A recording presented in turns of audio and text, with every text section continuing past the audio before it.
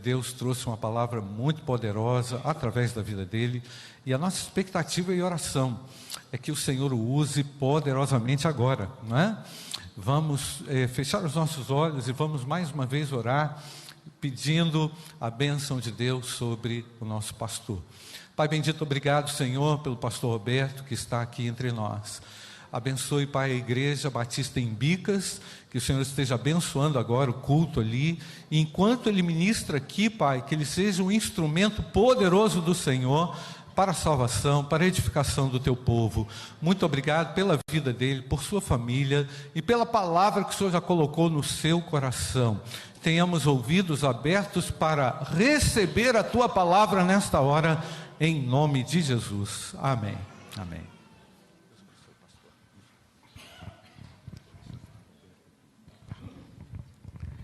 Boa noite, meus amados. A graça e a paz do nosso Deus. Meus queridos, eu devo pedir perdão, em primeiro lugar. A igreja mandou um grande abraço à primeira igreja batista em Bicas e eu não falei. Então, que consta que eu estou falando agora. A nossa igreja mandou um grande abraço. A nossa igreja começa o culto no mesmo horário, então, paralelo. Está acontecendo o culto lá, começou na mesma hora, eu acho, não? Espero. Deve encerrar mais ou menos no mesmo horário, então nós estamos bem alinhados. Uma coisa que aconteceu hoje de manhã, que eu achei bem interessante, alguém orou, não lembro quem foi quem orou, não somente pelo culto que estava acontecendo, mas também pelos cultos que estavam acontecendo ao redor do mundo. Você parou para pensar, o domingo é o dia em que nós cristãos nos reunimos para adorar o Senhor. Então, desde o começo do domingo, tem alguém que está cultuando a Deus nessa hora. É como se fosse o dia completo. Todo dia, alguém está adorando o Senhor. Num domingo como hoje. Em algum lugar, alguém está cultuando o Senhor. Em algum momento, um joelho se dobra e confessa que Jesus é o Senhor. É a beleza do corpo de Cristo. Essa maravilha de nós fazermos parte de um grupo maior, a Igreja de Jesus, a comunidade de fé. É uma grande alegria, não sei você, mas eu fico maravilhado de saber que tão pequeno como eu sou, eu faço parte de um grupo muito maior, a Igreja de Jesus. Pela graça do Senhor, pelo grande amor dEle. Você está aqui hoje, não porque você quis, que Deus o trouxe. Isso que é maravilhoso. A Bíblia fala que Deus coloca em nós o querer e o fazer. Nós às vezes falamos, eu vim porque eu quis. Não, você veio porque Deus quis. Eu vim porque Deus quis também. Todos estamos aqui por esse desejo de Deus de crescermos juntos, de conhecê-lo, de amá-lo, de cultuar o seu nome. Isso é uma beleza ímpar.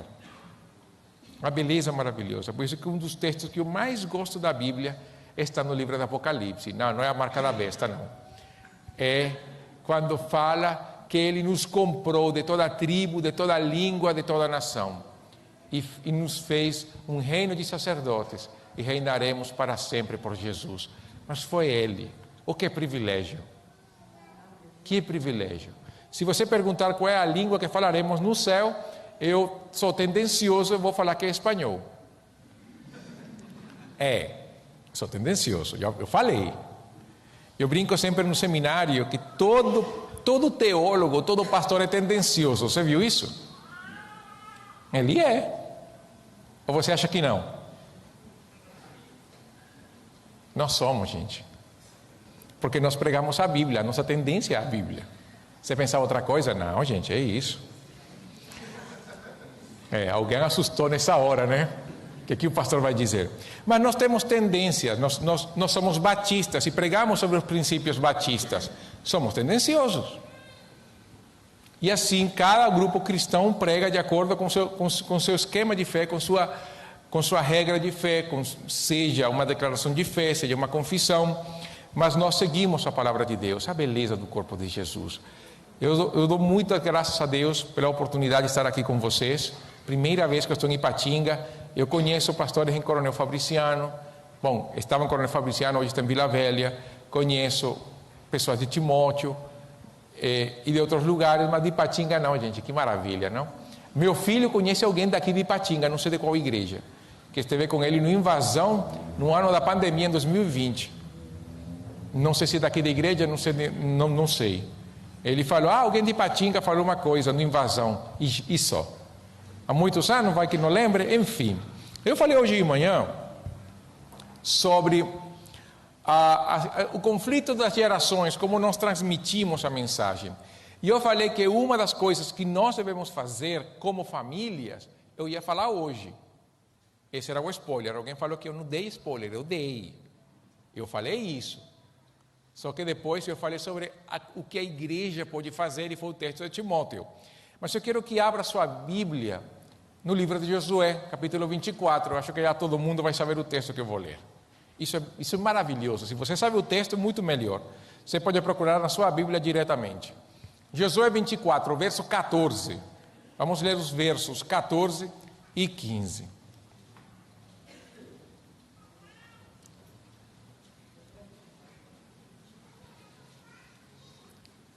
Quem já leu O Pequeno Príncipe? A que idade você leu? Você foi a primeira a levantar a mão, seu sorriso foi maravilhoso. Eu falei assim, lá deve ter gostado demais. Aos 5?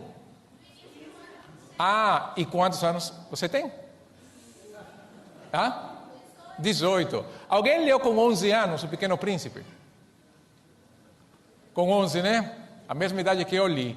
Eu li indo para... Gente, eu sou menino de cidade, eu fui criado na cidade, eu não conheço de roça, eu não gosto da roça, eu sei que isso é Minas, é pecado, confesso. Mas tudo bem, eu não sabia que eu viria para Minas, então... Mas meu pai amava a roça. E quando íamos para o interior, lá 600 quilômetros de casa, na família da minha mãe, meu pai sempre fazia questão de ir para uma fazenda de um dos meus tios. A única coisa boa dessa viagem era ver os balancinhos de petróleo indo e vindo, sugando o ouro preto. Não é o petróleo, o ouro preto é o café. Mas eu pensava que esse era o verdadeiro ouro preto. E ficava maravilhado, o venezuelano, o petróleo, a mesma coisa, né? Mas nessa vez eu tinha que ler O Pequeno Príncipe, e nessa viagem de 40 minutos eu li o livro todo. E uma das coisas que a raposa fala para o rapaz é que o essencial é o quê? Você gostou do livro, né? O essencial é invisível aos olhos. E sabe o quê? Isso é verdade. O essencial é invisível aos nossos olhos. E quando nós pensamos nisso, pensemos naquele que é invisível, como nós cantamos, ao Rei Eterno, imortal. Até que enfim nós cantamos a mesma versão. Porque tem uma música aqui que eu conheço em outra versão e eu tive que reaprender. Que são 10.000 razões. Eu conhecia em outra versão, aí vamos lá, vamos começar uma nova. Mas Deus é invisível, e quando nós pensamos no Deus invisível, nós pensamos nele como a essência da nossa vida, a fonte da nossa existência.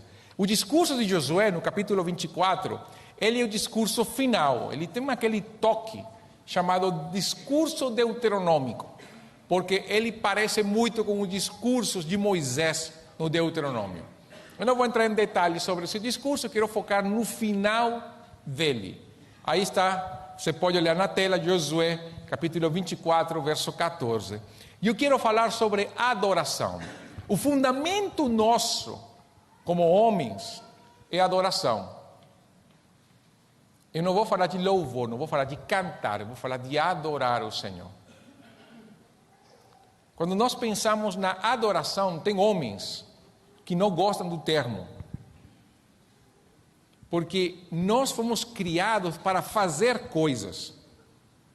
E adorar justamente não é fazer. Então parece que isso não mexe com a gente. Mas quando nós adoramos a Deus, a nossa família, os nossos filhos, a nossa sociedade, pode seguir Jesus. Josué capítulo 24, verso 14. Pode deixar o verso 14 ali, porque eu vou ler trechinhos do verso 14 e trechinhos do verso 15 e vamos desmiuçando o texto devagar. Quando nós pensamos em adorar, Nós pensamos no reconhecimento de Deus daquilo que Ele é e daquilo que Ele faz. Isso basicamente é a adoração. Nós vemos isso quando você pega uma criancinha, um nenenzinho, o que você fala desse neném? O que você não fala desse neném? Você fala coisa linda para ele, você fala coisas preciosas para ele, você deseja ver ele sorrir. Esse é o grande desejo de toda pessoa que pega um neném, ver um neném sorrir. Por que eu não sei, mas eu faço também, embora comigo eles chorem. Você acha que é piada? Eu peguei uma criança na igreja para apresentá-lo. No momento que eu apresentei, a criança começou a chorar. E não foi da emoção. A partir dali, ele me vê. É sério, ele tem 4 ou 5 meses na igreja.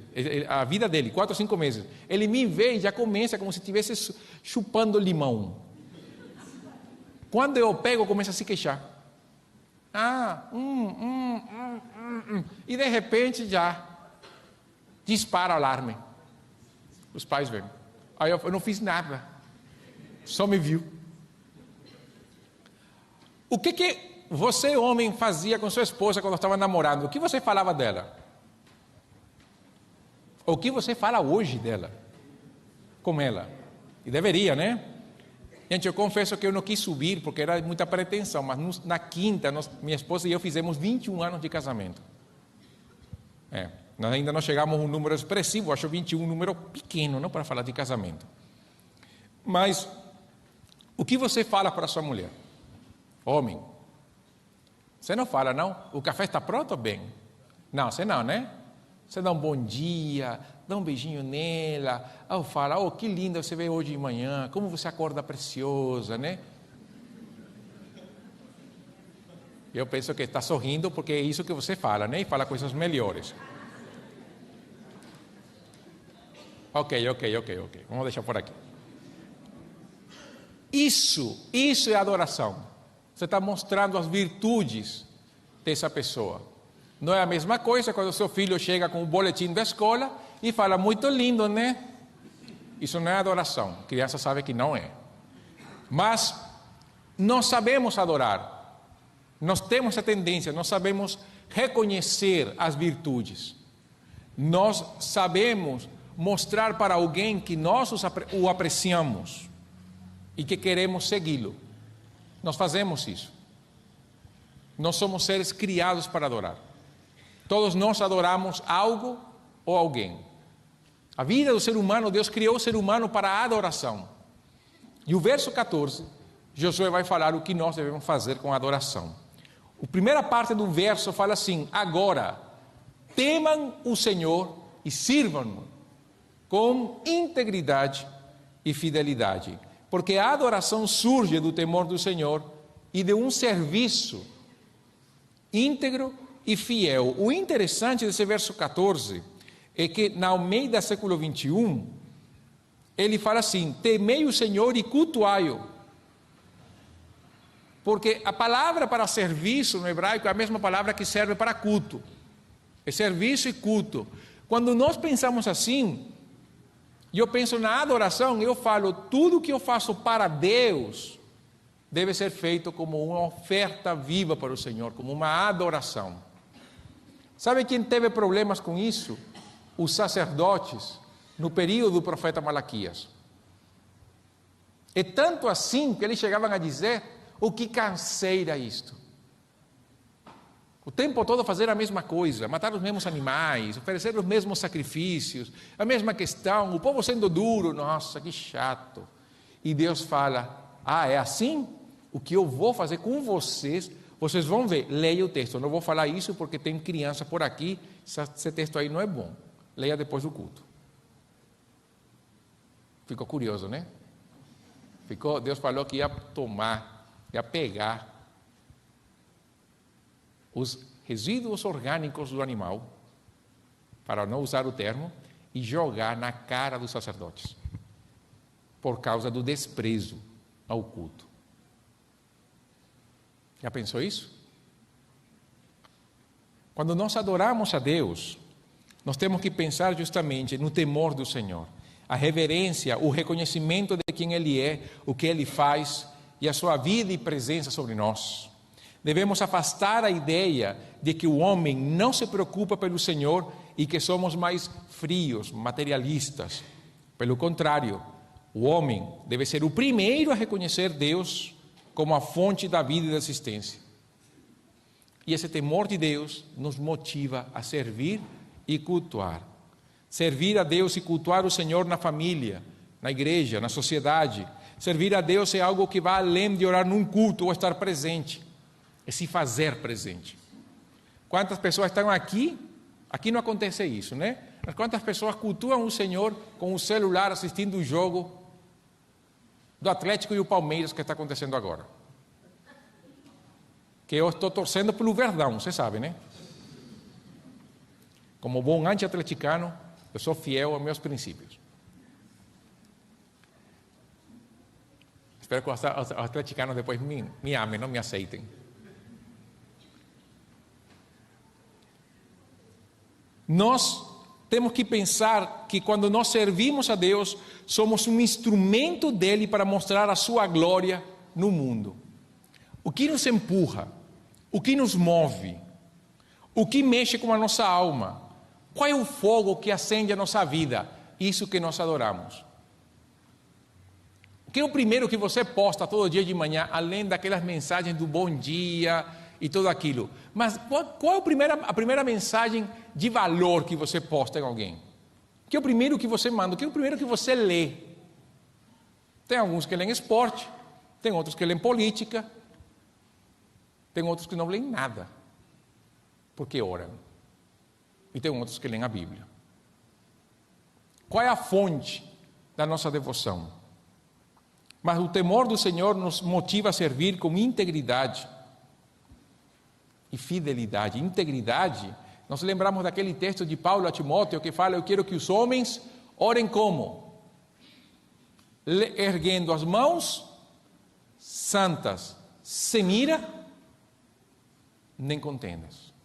Homens íntegros. Pedro fala que se nós estamos brigados com a mulher, qual é o problema das nossas orações? Mas não vão para lugar nenhum. Não vão para lugar nenhum. Homem, você quer orar? Veja se sua esposa tem um problema com você. Reconcilie-se com ela, vai e ore, porque nós temos isso e Deus é zeloso. Quando nós estamos brigados com a mulher, nós temos problemas na oração. E como bem a Bíblia fala, a Bíblia não fala para você não orar, não. A Bíblia fala para você reconciliar e orar. Integridade é o nosso coração, o que nós somos na presença do Senhor. E a fidelidade surge desse coração íntegro. A fidelidade tem muito a ver com a fé. Quando nós temos a fé em Cristo e nós falamos, eu creio em Cristo, então beleza, é fiel. Porque a fé no Senhor me empurra a fidelidade. Porque eu creio, eu vivo para Ele. Porque eu creio, eu sigo seus caminhos. Porque eu creio, eu ando com Ele. E faço tudo o que Ele lhe agrada. É a entrega permanente. Fidelidade se manifesta nas decisões que tomamos. As conversas que temos. O desejo para outra mulher. A inveja pelo sucesso do outro. O amor aos inimigos. Amar a Deus sobre todas as coisas. Se queremos adorar a Deus como homens de integridade, precisamos conhecer, amar e servir a Deus como um coração íntegro e fiel. Isso para nós deve ser inegociável. Mas veja, quando nós, e essa primeira parte do verso 14, quando tememos a Deus com integridade e fidelidade, o que Josué fala? Joguem fora os deuses de quem?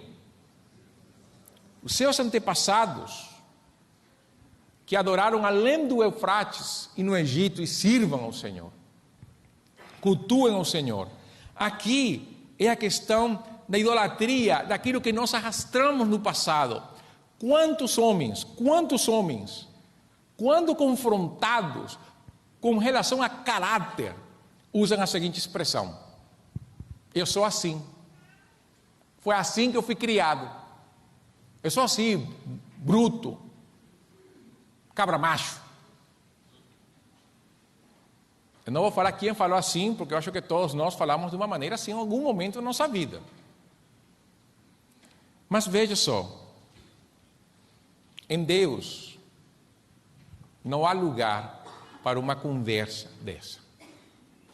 Nós somos chamados a uma renovação constante, uma transformação de vida que vem pela ação do Espírito de Deus na vida de todo aquele que é crente.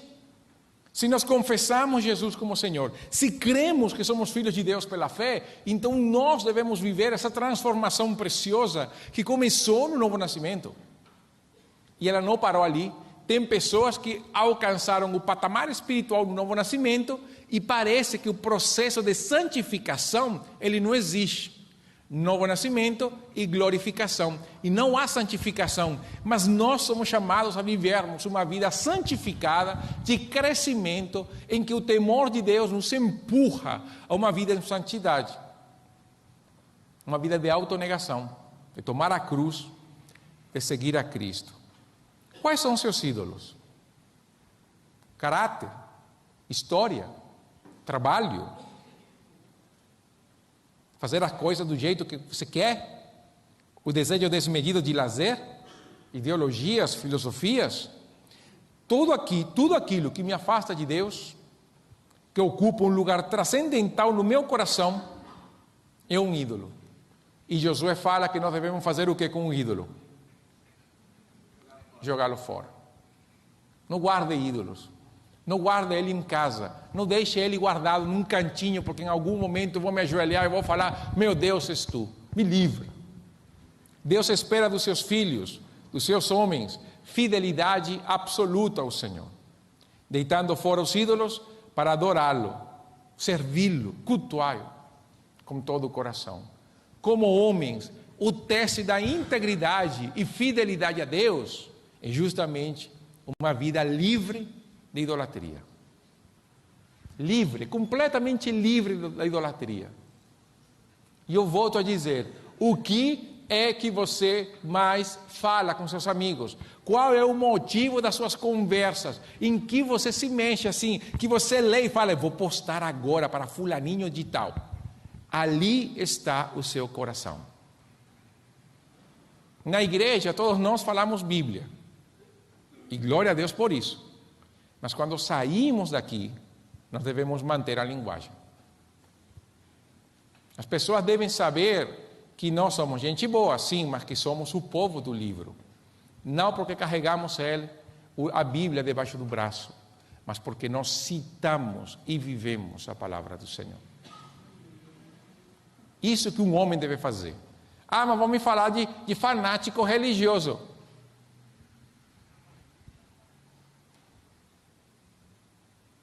Que é o pior. Entendeu? Qual o problema disso? Ninguém vai falar comigo.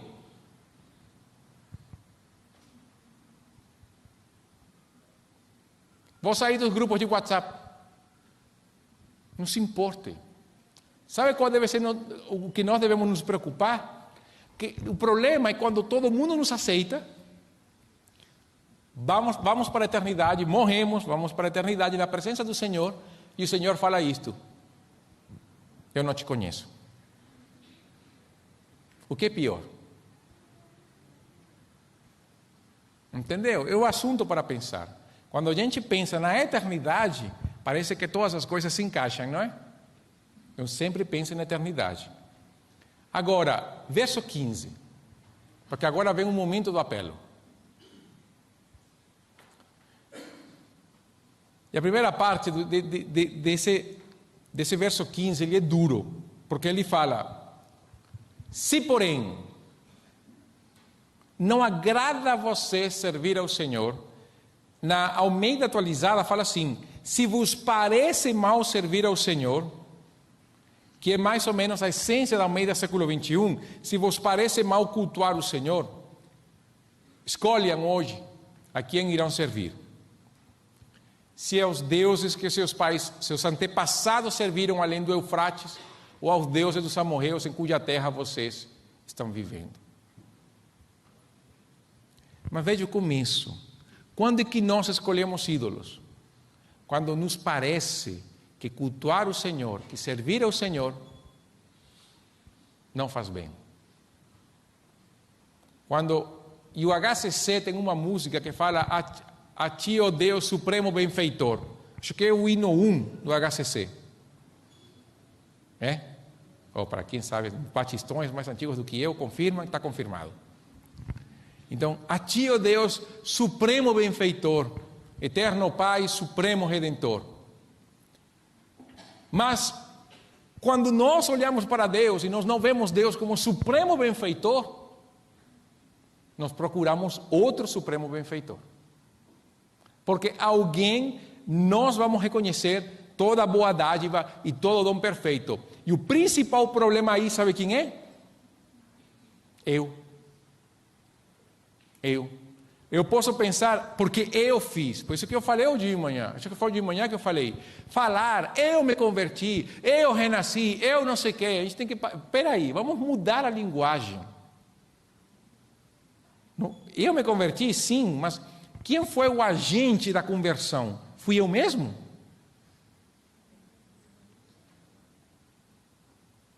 Não. Aliás, eu fui salvo por mim mesmo. Vamos começar por ali. Fui salvo por mim mesmo. Não. Quem me salvou? Quem nos salvou? Gente, com convicção, né? Quem nos salvou? Quando? Isso, vê? Gente, isso não é concílio, gente. É coisa básica, né? Quando Jesus toma nosso lugar na cruz, sofre a ira de Deus, o castigo que nos traz a paz foi sobre ele, e pelas suas feridas somos curados, Deus faz uma substituição. A nossa culpa e condenação, Jesus carregou. Então, tendo ele pagado o preço pelo nosso pecado, não há mais condenação para aquele que crê, porque a pena foi paga. Essa é a beleza da fé. Sabe o que é isso? Você chega lá e fala, qual é a minha culpa? Nenhuma. Qual é a minha condenação? Aqui não há. Jesus pagou. Você está livre. Pode sair. Vai. Siga Cristo. Então, nós somos salvos não por aquilo que fizemos, ou por aquilo que Deus fez. Nós entendemos e reconhecemos nossa condição de pecado, primeiro, porque alguém pregou. Segundo, porque o Espírito Santo trouxe em nossa convicção. E Deus deu a fé. Nós seguimos Jesus por causa da vida de Deus em nós. Somos santificados pela obra do Espírito, então não há nada de que se gloriar. Eu não posso chegar lá no céu e dizer, é que eu fiz. Nada. Nada. O primeiro ídolo que nós temos que matar é esse. O entendimento de que nada nós fizemos. Porque quando isso acontece, nós estamos vendo que o que Deus faz não é bom. Porque eu fiz. Ali é bom. Eu dei uma ajuda a Deus. Eu dei um jeito para Deus agir. Falta humildade em nós muitas vezes para reconhecer que tudo que nós somos, tudo que nós temos, vem do Senhor. Falta. E esse é o problema muitas vezes que as pessoas têm quando se fala desta forma. Quando Deus é exaltado, quando a salvação é Deus e se enfatiza tanto Deus, a primeira coisa que as pessoas falam é, e eu? E aí quando eu falo, exatamente. Essa é a pergunta, e eu? E Deus fala, você é nada. Você é tudo em mim.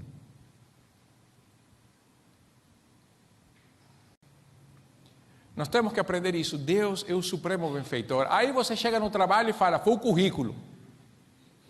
Passou o Enem, vai na faculdade, que eu perdi sono, trabalhei. Deus. Aí tem a namorada e fala, que eu sou lindo. Ela mesma vai dizer, não. Mentira, a mulher fala que é. Mas todo homem sabe que isso é para levantar a autoestima do homem. Porque todo homem vê, autoestima elevada.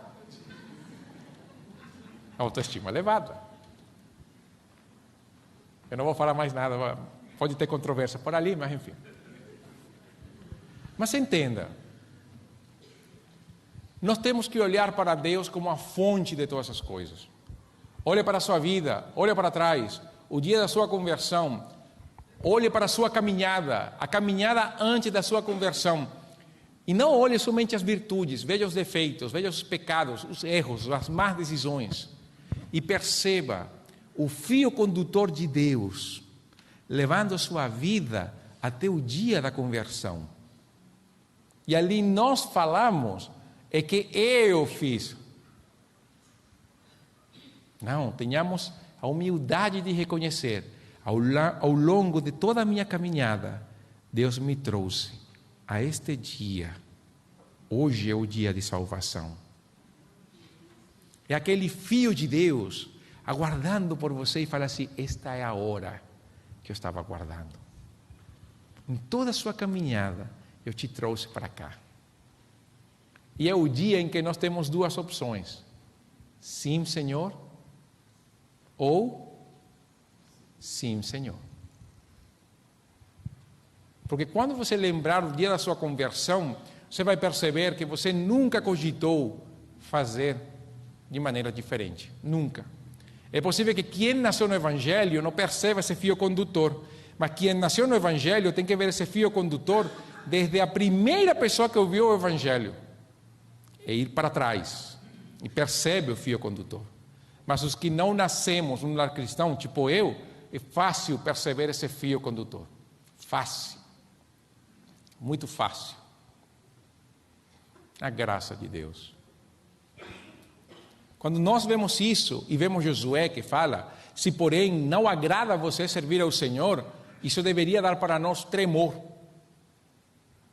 E orar: Senhor, livra-me de algum momento da minha vida eu perder a caminhada e olhar para o Senhor e não ver toda a bondade em Deus, porque nessa hora nós pecamos e somos levados ao pecado da maneira fácil. Perdemos o olhar em Cristo, deixamos de enxergar a bondade de Deus, aí pecamos com facilidade.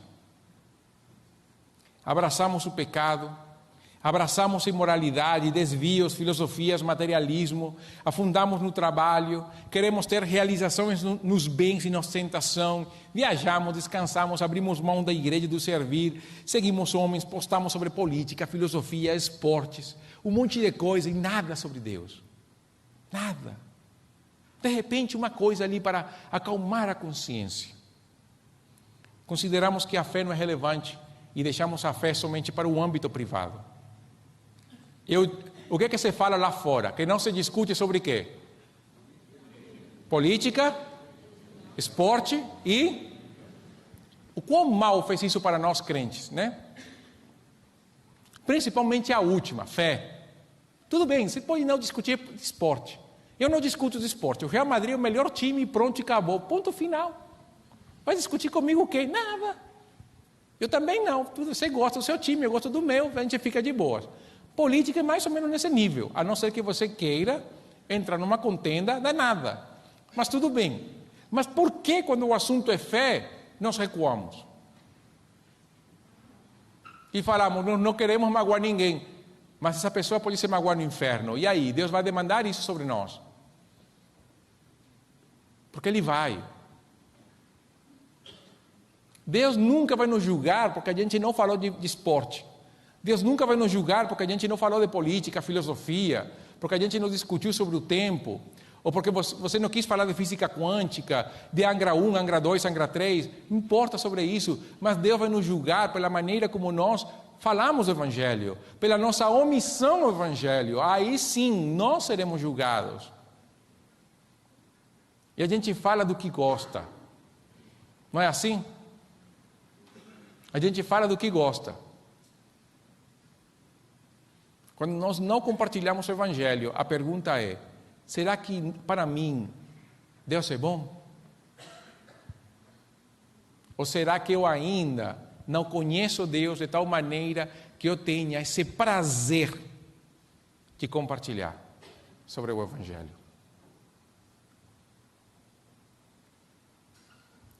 Aí por isso que Jesus fala isso. Nós temos a tentação de adorar outras coisas, mas nós temos que voltar nosso caminho ao Senhor.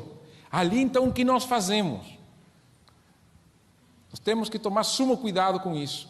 O homem que deseja adorar a Deus não se deixará influenciar pelos ídolos do passado, além do Eufrates, nem os ídolos do presente, porque coisa fácil é entrar na roda de conversa das pessoas do mundo e entrar nesse tipo de coisa. Fé só no âmbito privado. E aí você fala, é verdade, só no culto da igreja, e olha lá. Não se discute de fé. É verdade, não vou falar de fé com uma pessoa, coitado. Cada um na sua. E nós vamos aceitando essas ideias. E sabe o que? No final, o mundo é que determina. O mundo chega e fala, não é necessário ir na igreja todo domingo, você pode adorar a Deus onde quiser. É verdade. É verdade, eu acho que eu posso. Acho que este domingo eu não vou na igreja não. Aliás, este mês não vou na igreja não. Nós vamos aceitando as ideias do mundo. Nós vamos aceitando os conceitos que eles têm sobre Deus. Na verdade, o que o mundo pensa sobre Deus é um ídolo criado à sua imagem, conforme a sua semelhança, não é o Deus da Bíblia. Quando você fala de Jesus e ele fala, esse não é o Deus que eu creio, você pode dizer para essa pessoa com toda tranquilidade, mas é claro que não é o Deus que você crê, porque se cresce, estaria comigo. Isso é ofensivo. Você começou primeiro.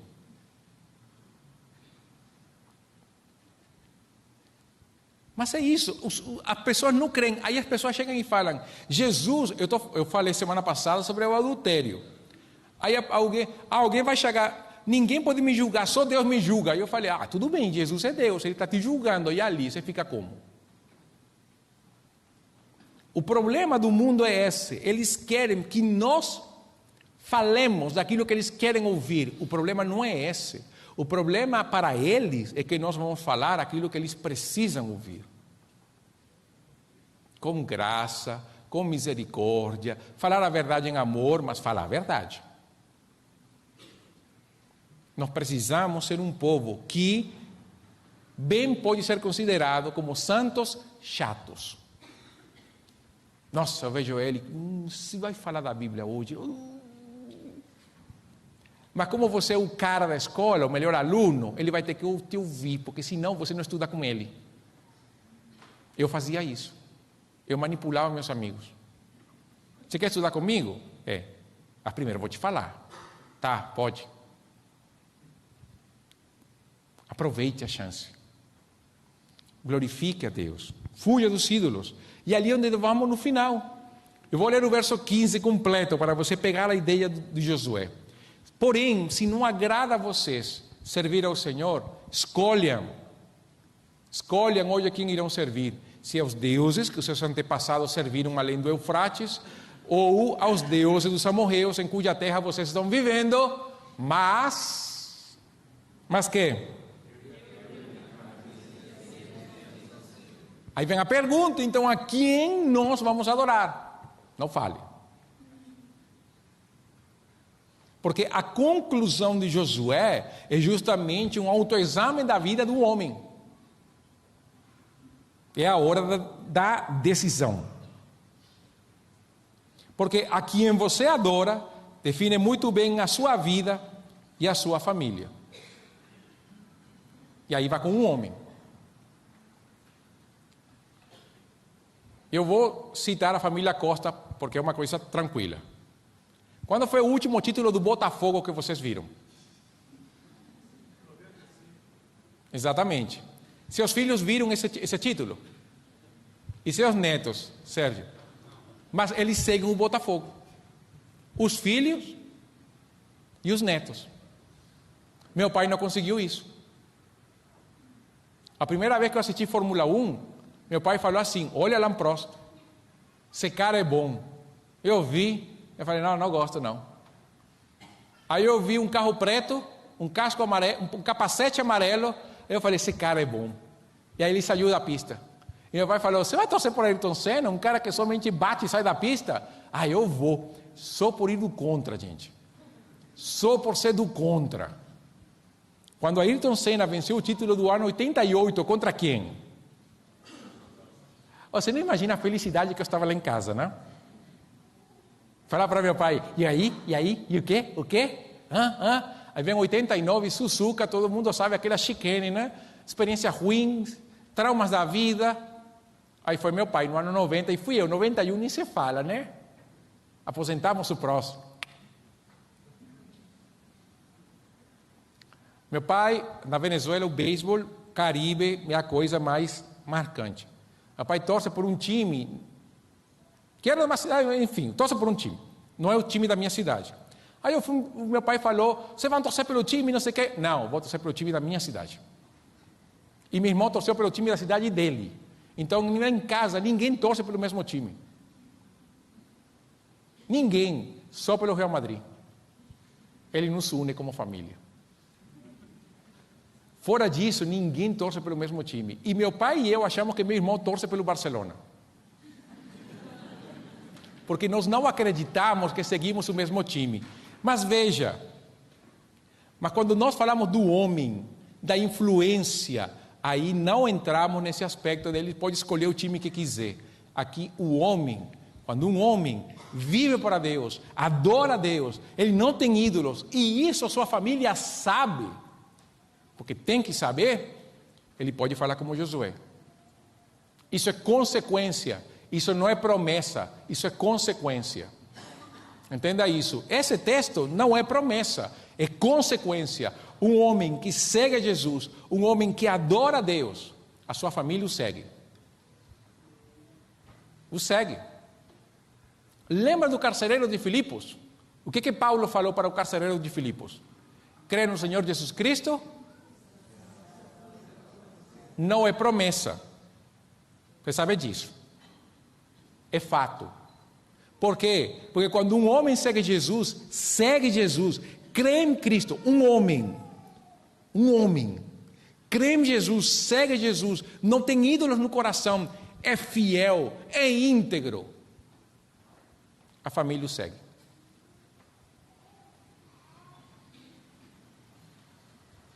Sabe por quê? Porque a esposa vê esse homem e fala, eu vejo a transformação de Cristo na vida desse homem, ele é como Jesus. Eu vou segui-lo, vou me submeter. Porque ele lidera como Jesus, ele serve. Em todos os sentidos. Pega servir em qualquer maneira. Ele serve. Os filhos veem que a fé é algo real, é vivo. Ele fala, meu pai é o primeiro pastor que eu tenho. Meu pai é meu pastor. Porque você é homem, você é o primeiro pastor da sua família. Não sou eu. Quando eu era pastor de jovens, os pais chegavam e falavam, pastor, puxa a orelha do meu filho. Eu falei, não vou puxar a orelha do seu filho. Você que puxa. Eu tenho 2 filhos que eu puxo a orelha deles. Pastor, eu posso puxar a sua, mas não a deles. Pode puxar a orelha dos pais, viu, pastor? Está abençoado aqui. Pastor não é quem puxa a orelha do filho. Isso não se delega. Por isso que nós devemos pensar como pais, como homens, eu vou liderar a minha casa, eu vou liderar a minha família, eles vão na igreja porque eu sou o primeiro a estar pronto. E ali a influência do homem sai da família e vai para o trabalho. E todo mundo, o que vai fazer no domingo? Eu vou fazer um churrasco, vou fazer não sei o quê, O homem deve ter a coragem de dizer, eu vou na igreja, vou adorar a Deus, porque ele é a fonte de tudo bem. Aí chega o religioso, e daí pelo menos não vou para o inferno, mas você vai. O churrasquinho hoje, amanhã vai ser você o churrasco.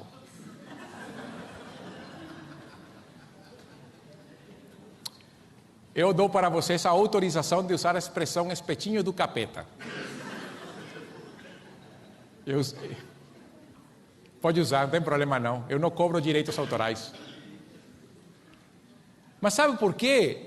Porque nós temos vergonha às vezes de falar que domingo a gente foi na igreja. Assistiu o jogo do Atlético com o Palmeiras? Não, estava no culto. Aí você fala, não, foi muito melhor que o jogo, não interessa o jogo. Mas Deus é a fonte da vida. O que acontece se o futebol acabar? Se eu morrer, será que Deus vai falar assim, assistiu o jogo do Palmeiras com o Atlético? Ou Deus vai dizer, você creu em Cristo para a vida? Quando um homem lidera, serve a Deus com integridade, a sociedade ao redor percebe isso. E fala, esse aí é um homem de verdade. Esse é crente de verdade, viu? Esse aí é crente. É crente. Família vai na igreja. O cara não tem nada errado. Ele é bom, viu? Mas fala muito da Bíblia. Fala, mas é bom. Porque isso acontece. No começo é desprezo. Depois é respeito. Nós temos que aprender isso. Nós temos que aprender a liderar. Nós, quando adoramos a Deus na integridade, nos nossos pensamentos, intenções, ações, decisões, convicções, por causa do temor do Senhor, isso nos leva a um detalhe, e com isto eu encerro. Tudo aqui começa pelo conhecer o Senhor. E aqui eu volto para a pregação do domingo, de hoje de manhã. O problema que houve é que essa nova geração não conhecia Deus. E entramos no cerne da questão. Um homem conhece Deus. Conhece. Qual é o livro que um homem mais deve ler? Qual é o livro que o cristão mais deveria ler? No celular? A Bíblia, gente. Escolha qual método você vai ler. Mas leia a Bíblia. Leia. Um homem deve conhecer a Bíblia. Conhecer. Não somente ler. Conhecer. Porque chega o filho e tem uma pergunta. Um homem tem que chegar a um ponto de não dizer, vou ligar para o pastor a ver que é, a não ser que seja, como é que é o cumprimento do templo de Ezequiel, no capítulo 40. Aí fala, vou ligar para o pastor, se for para mim eu vou falar, eu não sei não. Mas um homem deveria dar uma resposta, que seja bíblica também, não chutar, porque conhece a palavra. Um homem deve ser alguém que saiba os princípios elementares da fé, porque ele conhece Deus. Um homem é aquele que tem uma vida de oração ativa, que pode chegar alguém e falar assim, vem, vamos orar. Sei eu, oremos aqui. E ora com convicção, biblicamente, porque um homem de fé. Nós devemos conhecer Deus. Um homem cristão não é passivo, ele é um homem ativo. E quando vai dormir, ele cai como uma pedra e ronca porque serviu, se gastou, desgastou sua vida pelo Evangelho.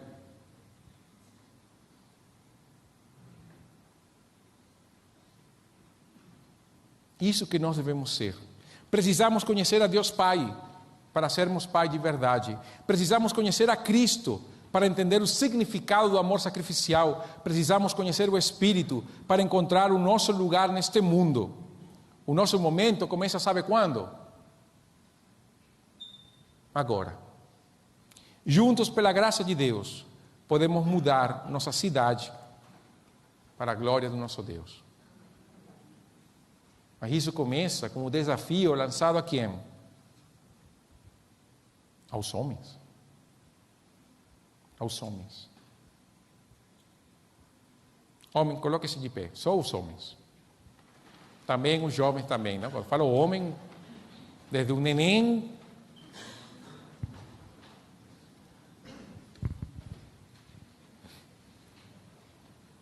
o que sustenta esta igreja é a graça do Senhor. Mas Deus colocou líderes na igreja.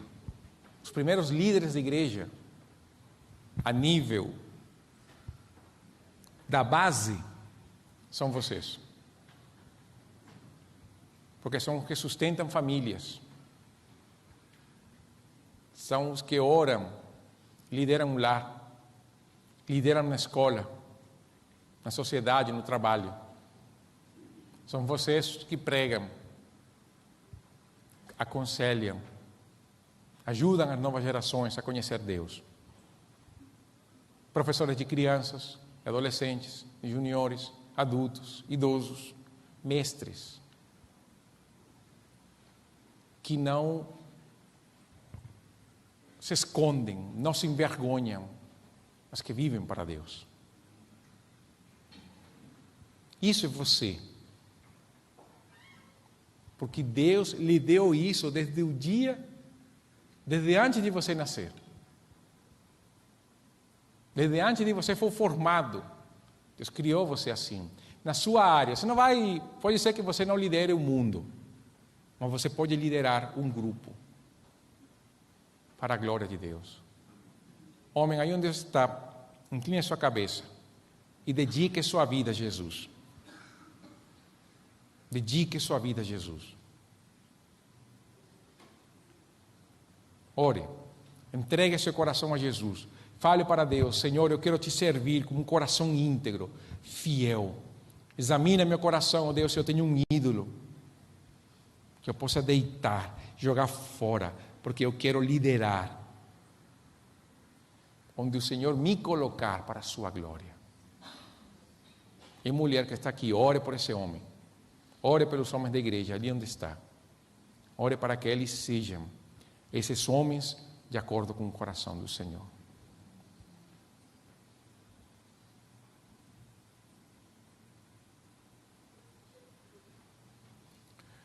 Oh Deus bendito, nós te louvamos, oh Pai. Nós temos a maior alegria de estarmos aqui na igreja, Deus, porque entendemos que este é o lugar onde nós devemos estar, porque o Senhor nos trouxe. E eu oro, Pai, para que nós possamos, nesta hora, como homens, viver o compromisso de uma fé viva, real, no temor do Senhor. Permite, ó Deus, que o nosso coração se encaminhe, Senhor, que nós possamos, ó Deus, sermos atraídos pelo Senhor, pela graça do Senhor, pela bondade do Senhor. Que nós possamos olhar para o Senhor como o supremo bem.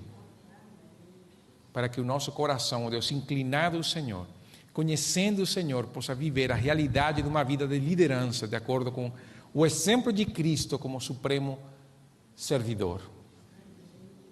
E que nós possamos dar a nossa vida no serviço ao Senhor, nas nossas famílias, na igreja, na sociedade.